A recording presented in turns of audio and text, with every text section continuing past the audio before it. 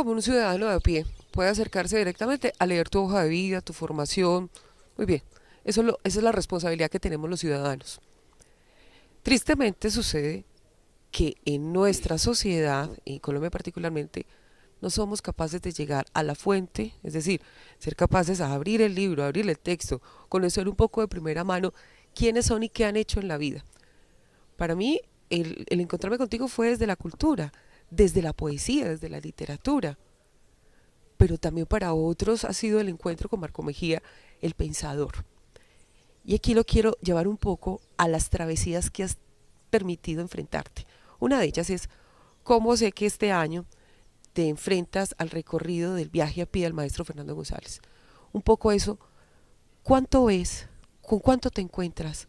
¿Y qué te lleva a tomar la decisión de asumir este lugar ahora en la vida? Bueno, a ver, la antesala es grande. Yo siempre he sido un caminador, debido pues a que nací en un pueblo que tiene a escasos 5 minutos, 10 minutos, ya un sendero que te lleva a una alta montaña. Entonces, siempre el andar y el trasegar fue un hábito en mi vida, y he recorrido y he caminado y he escalado cumbres y quiero seguir escalando porque las montañas forjan el temperamento y el espíritu. Entonces, obviamente, dentro fue también una coincidencia cuando yo tomé esta decisión del Senado. Eso llegó por un correo, ni siquiera lo había pensado. En el mes de diciembre estaba en el Festival de Cine de Santa Fe de Antioquia, vi el correo que si quería ser candidato al Senado, y yo dije, bueno, pues no sé, le pregunté a mi compañera, lo duda, en fin, el hecho es que acepté en un momento determinado a ver qué pasaba, y de pronto me veo metido en eso, y sí, y aquí estoy metido en el asunto. Coincidió en ese momento que me habían invitado a hacer el viaje a pie, lo hace una organización caminera, lo hacen cada año, ya llevan 10 años haciendo ese camino, y yo dije, pues lo que siempre he querido hacer. Yo había hecho parte de ese camino alguna vez a caballo con uno de mis estudiantes de filosofía en la Bolivariana, pero ese no era un viaje a pie. Aquí es un viaje espectacular, estos muchachos lo hacen demasiado bien y lo ilustran bastante. Y yo pues sí estaba caminando y me había metido en esa cosa del Senado, pues bueno, voy a hablar con la gente que me encuentro en el camino, y llevé unos documenticos donde contaba mi experiencia, y ante todo, lo que encontré, es decir, la otra lectura, no el viaje a pie de Fernando González, sino esos sitios por donde uno pasa, el escenario, los grandes escenarios del conflicto armado. Y uno todavía veía huellas y los rezagos del dolor que ese conflicto causó, pero también paisaje espectacular y sorprendente del que Fernando González decía, estos paisajes formaron el temple de las personas antioqueñas, el temple, no cierto tipo de comportamientos dañinos en el paisa que hoy estamos viendo, pues en los que está aflorando el armarse a través de palabras y de hechos. Entonces esa combinación, uno ver que, por ejemplo, un camino que estuvo asolado por todos los actores armados, por los páramos de Sonsón, y recoger las historias que ahí se menciono una solamente que es tenebrosa, pero la menciono. Alguien me cuenta, vea, uno de los grupos acá cogieron a un campesino y le dijeron, usted lo íbamos a fusilar, pero usted puede salvar su vida. Se corta la oreja y se la come. El tipo lo pusieron en un dilema y lo tuvo que hacer. Se cortó la oreja y se la comió. Al día siguiente, ¿con qué dignidad para enfrentar la vida puede tener esa persona? Y eso es uno de los tantos y muchos hechos. Entonces uno en ese recorrido, pues además del elemento pues de la filosofía del pensamiento de Fernando González, es ese recorrido por la historia que me fortaleció mucho. Y cuando llegué a Manizales, pues habíamos contactado La Patria y me hicieron el primer reportaje sobre cómo yo había aprovechado ese camino para compartir mi propuesta en esta cosa, pues que entre comillas es la política poética. Ahí estás reconociendo algo y es lo escabroso del dolor y las huellas y lo indignante que ha sido para muchos colombianos y colombianas el flagelo de la guerra. El dolor del cuerpo, las cicatrices, no son diferentes que sean acometidas por uno, por otro o por aquel. El cuerpo va a doler, el ser va a doler. Y a mí me llama mucho la atención tu frase, tu eslogan y tu principio filosófico y ético, honrar la vida, que me lleva a uno de mis himnos, que es el poema y la canción de Ladia Blasquez, honrar la vida. No permanecer y transcurrir, no es perdurar, no es existir, ni honrar la vida. ¿Cómo quieres honrar la vida?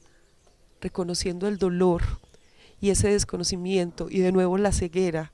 Vuelvo al llamado de la luz, a ver otra vez al otro, a vernos a los ojos, para honrar el oficio, para honrar a otros que no tienen palabra, que están cegados, olvidados y marginados, desde un hecho tan fuerte como asumirse, ser alguien que reconoce la dignidad por la vida para comprender este escenario de paz que nos cuesta tanto y que es para muchos casi una palabra vetada, que quieren inclusive derrotar, como el poema, que puede decir que hay ciertas palabras para olvidar y quieren sacar la palabra en vez de reivindicarnos todos los días en ella.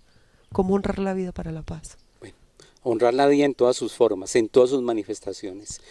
Cuando yo acojo, digamos, esa frase, la vida en lo animal, en lo vegetal, en lo humano, es una síntesis, en primer lugar, de la experiencia de vida. Yo, una persona que ya ha pasado de los 60 años, y por la experiencia pues con Nietzsche, con su vitalismo, todo el Zaratustra es un canto a la vida, el Zaratustra está enamorado de esa fugaz vida a la que él en su enamoramiento le pide que le descubra un secreto, y el secreto de la vida es el del eterno retorno. Ella vuelve en todas las manifestaciones de la vida, no en lo individual, en esa, digamos, aventura que la vida tiene en este universo. Me sorprende es que estamos en un sitio que es el planeta Tierra, que tiene una condición única y excepcional que la gente no alcanza a medir. 30 millones de años se demora una mariposa para aprender a volar, una cosa de esas, pues todo eso. Todo lo que le aprendimos a Carl Sagan en su Cosmos de ese elemento del universo. Entonces, tenemos la vida, estas manos, esto que siente, esto que se ve, y el ser humano es capaz de destruir a otro, aniquilar a otro. Y entonces hay por ejemplo una posición como la de Nietzsche, de un humano demasiado humano, que somos capaces de llegar a eso. Terriblemente. Entonces la historia, digamos, mucha parte de la historia se ha fundamentado en el enfrentamiento para aniquilar la vida del otro, que digamos es el gran elemento supremo. Entonces, en primer lugar, honro la vida.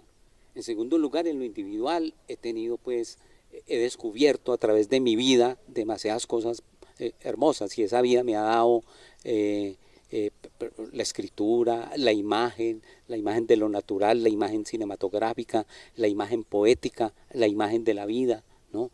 Bueno, pero ante todo, honrar la vida es volver a poner de presente en el corazón y en el pensamiento de los que están cercanos que toda vida es sagrada, es que es lo más sagrado que hay, sagrado en toda la dimensión de la palabra, y que tenemos que aprender a honrar la vida respetando la vida del otro, a través de la convivencia, a través de la tolerancia, y lo único que nutre la vida no puede ser otra cosa sino la paz, porque la guerra la destruye. Entonces es el camino contrario.